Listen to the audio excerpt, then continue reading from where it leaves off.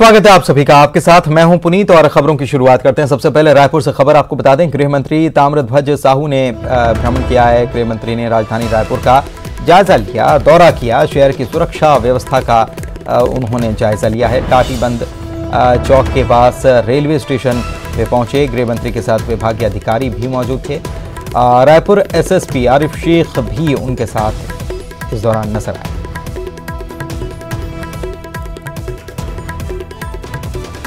सुरेंद्र हमारे सहयोगी हमारे साथ लाइव जुड़े हुए हैं, इसी खबर पर उनसे बात करते हैं। सुरेंद्र, गृह मंत्री आज खुद निकले थे जायजा लेने के लिए। देखिए, जिस तरह से प्रवासी मजदूरों का आने का सिलसिला है वो लगातार जारी है और जिस तरह से दिल्ली की अगर बात करें तो वहां पर जो पूर्व जो राष्ट्रीय अध्यक्ष हैं कांग्रेस के राहुल गांधी, वो भी फुटपाथ पर निकले थे प्रवासियों को देखने के लिए। और इस तरह से यहां पर भी राजधानी में भी गृह मंत्री ताम्रध्वज साहू वो भी देखने के लिए निकले थे कि प्रवासी मजदूर जो लगातार पलायन कर रहे हैं, लगातार अपने घर की तरफ जा रहे हैं, वो किस तरह से है, किन हालातों में यहाँ से जा रहे हैं, खाने की व्यवस्था है कि नहीं है, स्क्रीनिंग की जा रही कि नहीं जा रही है, यहाँ जाने के लिए क्या व्यवस्थाएं की जा रही हैं, राज्य सरकार के द्वारा जो व्यवस्थाओं के लिए जो निर्देश जारी किए गए अधिकारियों के तक पहुंचने के लिए वो पहुंच रहे हैं कि नहीं पहुंच रहे हैं, उसका निरीक्षण करने के लिए आज गृह मंत्री बाहर निकले। काफी दिनों के बाद ही निकले, 50 दिन लॉकडाउन के हो चुके हैं, बावजूद उसके अब जिस तरह से प्रवासी मजदूरों का सिलसिला लगातार जारी है जाने का अपने गांवों की तरफ, तो देखने के लिए निकले थे। वो आज जिस तरह की टाटीबंद से ही सारे जो अलग अलग राज्यों से मजदूरों को रवाना किया जा रहा है, वहाँ की व्यवस्थाओं का हालचाल जाना वहाँ से, और साथ ही उसके बाद रेलवे स्टेशन गए, क्योंकि मजदूरों से जो बड़ी ट्रेनें हैं वो लगातार छत्तीसगढ़ में पहुंच रही हैं, तो वहाँ की व्यवस्थाओं को देखने पहुंचे थे कि किस तरह जब मजदूर अपनी धरती पर आते हैं, अपने प्रदेश में आते हैं, तो किस तरह उनको स्कैनिंग किया जा रहा है, किस तरह से उनको क्वारंटाइन करने की ये निर्देश जो दिए गए थे राज्य सरकार की तरफ से, उनका पालन जो यहाँ के अधिकारी हैं करवा रहे हैं कि नहीं करवा रहे हैं, देखने के लिए। और रायपुर से खबर अगली आपको बता दें, सीएम भूपेश बघेल ने ट्वीट किया है और प्रवासी मजदूरों के बारे में उन्होंने कहा है कि प्रवासी मजदूरों को भी राशन दिया जाएगा। राशन कार्ड धारी नहीं होने पर भी राशन मिलेगा और जून से प्रति व्यक्ति 5 किलो का राशन मिलने लग जाएगा। लॉकडाउन में फंसे हर प्रवासी को राशन दिया जाएगा। एक बड़ी बात, बड़ा ऐलान किया है मुख्यमंत्री भूपेश बघेल ने, क्योंकि वो ये दौर चल रहा है इस वक्त जब प्रवासी मजदूर अपने घर की तरफ जा रहे हैं और वजह केवल एक है कि काम उनके पास है नहीं, रोजी रोटी कैसे चलाएंगे। और ऐसे में सीएम भूपेश बघेल ने एक बड़ा ऐलान किया, बड़ी उनकी तरफ से घोषणा की गई है और इन प्रवासी मजदूरों के लिए एक बड़ी राहत ये कह सकते हैं कि है, क्योंकि प्रवासी मजदूरों को राशन दिया जाएगा। राशन कार्ड नहीं है लेकिन उसके बावजूद राशन दिया जाएगा और जून से प्रति व्यक्ति 5 किलो राशन मिलेगा। लेकिन ये जून से लागू होगा, ये भी लिखा गया है। लॉकडाउन में फंसे हर प्रवासी को राशन देंगे। इधर पूर्व सीएम डॉक्टर रमन सिंह ने सुझाव दिया है कि सभी प्रवासी मजदूरों का कोरोना टेस्ट भी होना चाहिए। 14 दिन क्वारंटीन कर उन्हें घर भेजा जा रहा है। रमन सिंह ने प्रदेश सरकार को सुझाव दिए हैं कि बाहर से आने वाले मजदूरों का 100% टेस्ट होना चाहिए, ये वो मांग कर रहे हैं।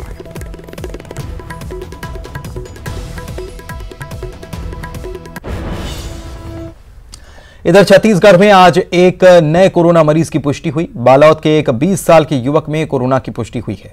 रायपुर एम्स में सैंपल की जांच में युवक की रिपोर्ट पॉजिटिव आई है, जिसके बाद उसे इलाज के लिए भर्ती किया गया, जबकि 2 मरीजों ने आज कोरोना को मात दी। लगातार 2 टेस्ट निगेटिव आने के बाद रायपुर एम्स से इन दोनों को डिस्चार्ज किया गया। छत्तीसगढ़ में कुल एक्टिव मरीजों की संख्या 9 रह गई है। कोरोना को मात देकर घर जाने वाले में एक सूरजपुर और एक दुर्ग जिले का निवासी है। प्रदेश में 67 कोरोना पीड़ितों में से अब तक कुल 58 लोग ठीक होकर घर जा चुके हैं।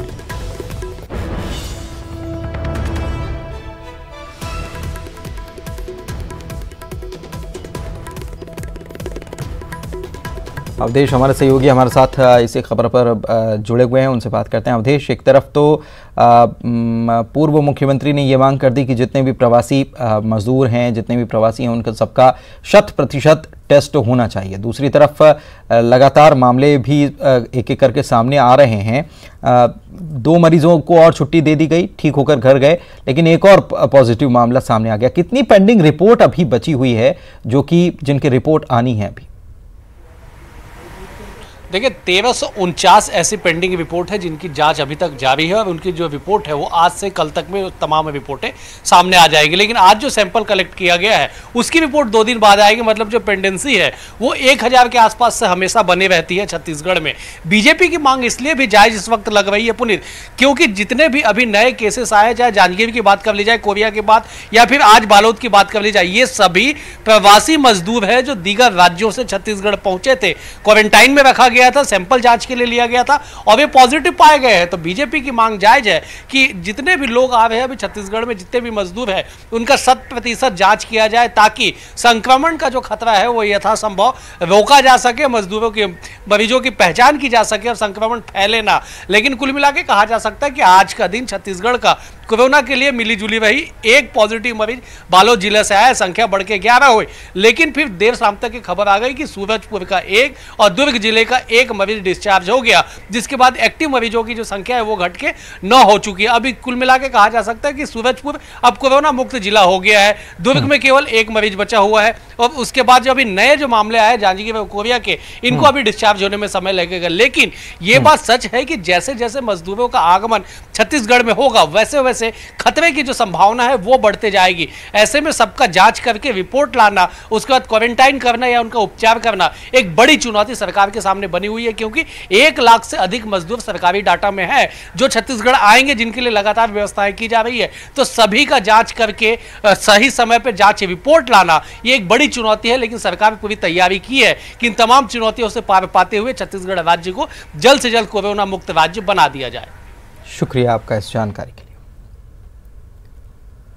अंबिकापुर मेडिकल कॉलेज अस्पताल में स्पेशल कोविड-19 के लिए बनाए गए वार्ड में कोरोना पेशेंट का इलाज शुरू हो गया है। कोरिया जिले के चिरमिरी हल्दीबाड़ी का रहने वाला 28 वर्षीय युवक का 13 मई को कोविड-19 पॉजिटिव आया था। इसके बाद उसे इलाज के लिए अंबिकापुर मेडिकल कॉलेज लाया गया। उसका इलाज चल रहा है। गौरतलब है कि इससे पहले सूरजपुर जिले में पॉजिटिव पाए गए सभी मरीजों को इलाज के लिए रायपुर एम्स भेजा गया था, लेकिन सरगुजा संभाग का ये पहला केस है जिसका इलाज अंबिकापुर मेडिकल कॉलेज अस्पताल में जारी है।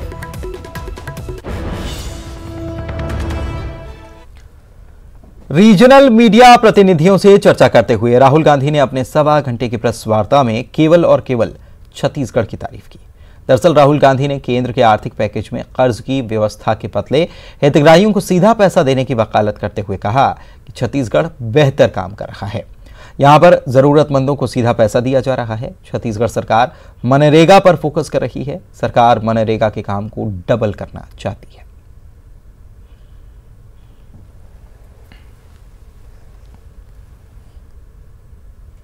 और रायपुर से खबर आपको बता रहे हैं, न्यूज 18 ने खबर दिखाई थी, इस पर मुहर लग गई है। 4 निर्दलीय पार्षद कांग्रेस में शामिल हो गए। सीएम हाउस पहुंचकर इन्होंने कांग्रेस की सदस्यता ली है। जितेंद्र अग्रवाल, संध्या नानू, मन्नू यादव और उमा चंद्रहास इसमें शामिल हैं। 70 सदस्यों में से 38 कांग्रेस, 29 बीजेपी, 3 निर्दलीय पार्षद अब हो गए हैं। मुख्यमंत्री भूपेश बघेल ने इन सभी को सदस्यता दिलवाई।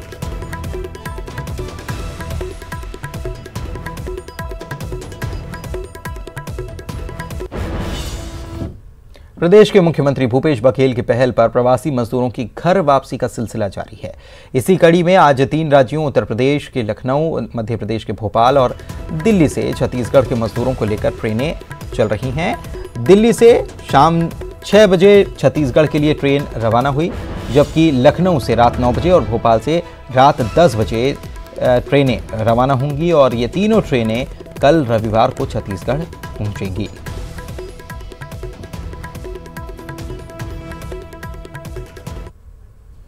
छत्तीसगढ़ कांग्रेस प्रभारी पीएल पूनिया ने रेलवे पर गैर भाजपा शासित राज्यों के साथ राजनीति करने के आरोप लगाए हैं। उन्होंने कहा कि रेलवे ने अभी राज्यों को उनकी मांग के अनुरूप गाड़ी मुहैया नहीं कराई है, जबकि पैसा पहले ही लिया जा चुका है। छत्तीसगढ़ ने रेलवे से 30 गाड़ियों की मांग की है। 1 करोड़ से ज्यादा पैसा 14 ट्रेनों का जमा किया जा चुका है। अभी तक सिर्फ 7 गाड़ियां प्रवासी मजदूरों को लेकर आई हैं। छत्तीसगढ़ सरकार की तरफ से मुख्यमंत्री ने स्वयं ने इस रेल मंत्री जी की बात का खंडन किया है और कहा कि 30 रेलगाड़ियों की हमने मांग की है। इन्होंने तो सिर्फ 7 दिए। 1 करोड़ से ज़्यादा पैसा एडवांस 14 गाड़ियों का वो जमा किए हुए हैं, तो इसका भी तो जवाब दे देते। छत्तीसगढ़ में बाहर प्रदेशों के बहुत कम लोग हैं वहाँ पर नहीं आते हैं। और छत्तीसगढ़ भी क्योंकि छोटा राज्य है, बाहर गए हैं, वो भी उसकी संख्या बहुत कम है, वो मुकाबला नहीं कर सकते इसमें बिहार का, उत्तर प्रदेश का, मध्य प्रदेश का। ये बड़े राज्य हैं, तो बड़े राज्यों की और इनकी रिक्वायरमेंट अलग अलग है, उनकी मांग अलग अलग होंगी। उसकी तुलना करके इस तरह से बदनाम करने की कोशिश कर रहे हैं, वो बड़े दुर्भाग्य की बात है, शर्म आनी चाहिए ऐसे। केंद्र सरकार के आर्थिक पैकेज के विरोध में आज किसान संगठनों ने प्रदर्शन किया। किसानों ने देशव्यापी आंदोलन किया था, जिसमें छत्तीसगढ़ किसान सभा ने भी अपना विरोध दर्ज कराया। सभा ने केंद्र सरकार पर किसानों के साथ धोखाधड़ी के आरोप लगाए। इस प्रदर्शन में छत्तीसगढ़ से 25 से ज्यादा संगठन शामिल हैं। इनका कहना है कि सरकार ने अपनी योजनाओं और बजट में की गई घोषणाओं को ही घुमा फिराकर आर्थिक पैकेज में दिखा दिया।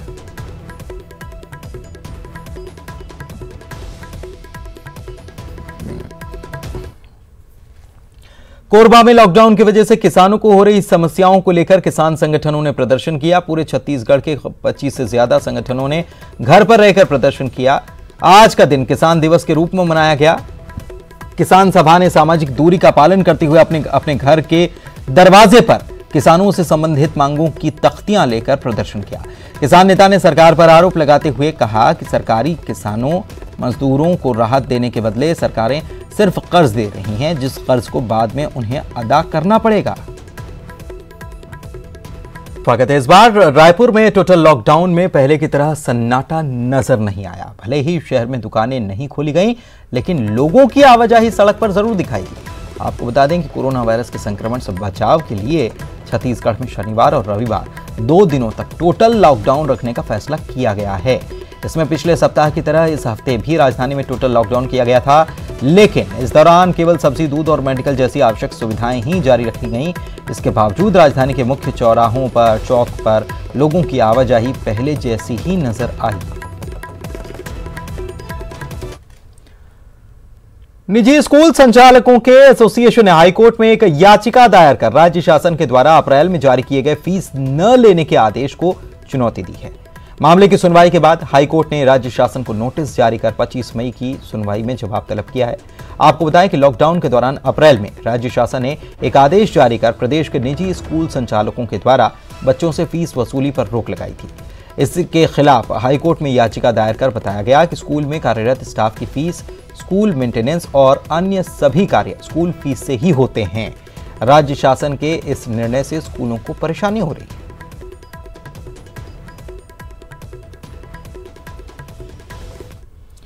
दो युवक झारखंड के चतरा से छत्तीसगढ़ के रायगढ़ जिले के लिए जंगल के रास्ते होकर 5 दिन का पैदल सफर तय कर जशपुर पहुंचे, जहां पर भूख, प्यास और थकान से लड़खड़ाते और बेचैन इन मजदूरों पर पुलिसकर्मी विकास टोप्पो की नजर पड़ी। जिसके बाद युवकों का स्वास्थ्य परीक्षण कराया गया और फिर इन्हें भोजन कराकर वाहन से रायगढ़ भेज दिया गया। रायगढ़ जिले के कापू थाना क्षेत्र के कंजीरा गांव के ये रहने वाले रामप्रसाद और संतोष कुमार बीते साल दिसंबर में बोरिंग वाहन में मजदूरी करने के लिए झारखंड गए थे।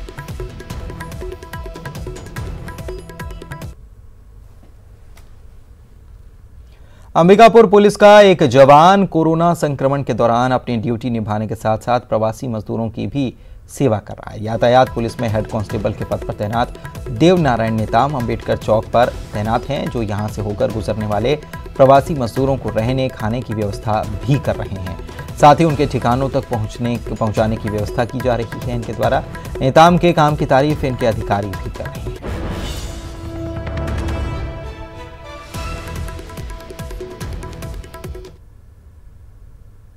और इस बीच मध्य प्रदेश की राजधानी भोपाल से बड़ी खबर आपको बता रहे हैं। बच्चों के हित में एमपी सरकार ने बड़ा फैसला लिया है। अब 10वीं के बाकी बचे पेपर नहीं होंगे।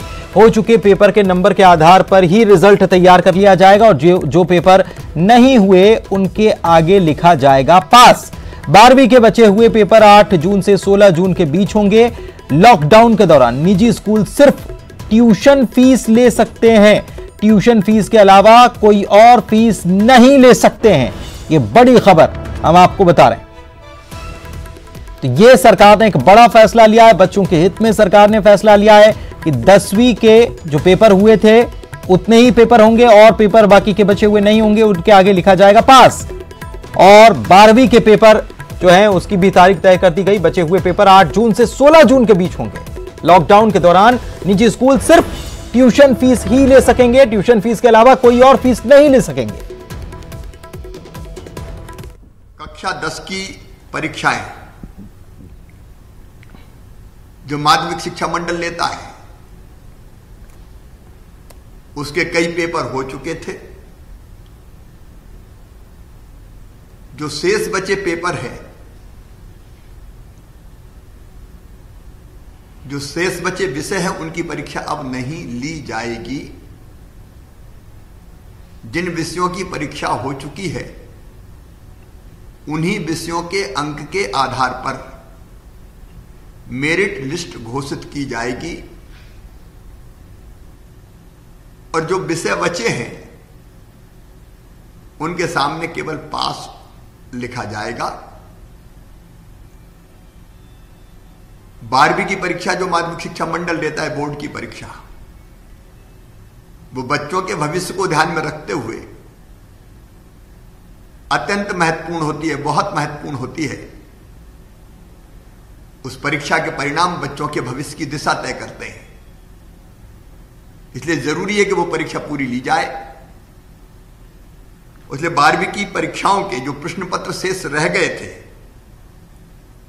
अब उनकी परीक्षा दिनांक 8 जून 2020 से 16 जून 2020 के मध्य आयोजित की जाएगी। सीबीएसई के परीक्षा की तिथियां भी घोषित हो चुकी है। हमारे 12वीं के बच्चों का भविष्य प्रभावित ना हो, इसलिए हमने ये परीक्षाएं लेने का फैसला किया है। और इसी के साथ इस बुलेटिन में फिलहाल इतना ही। आगे देखिए, जवाब तो देना होगा। नमस्कार।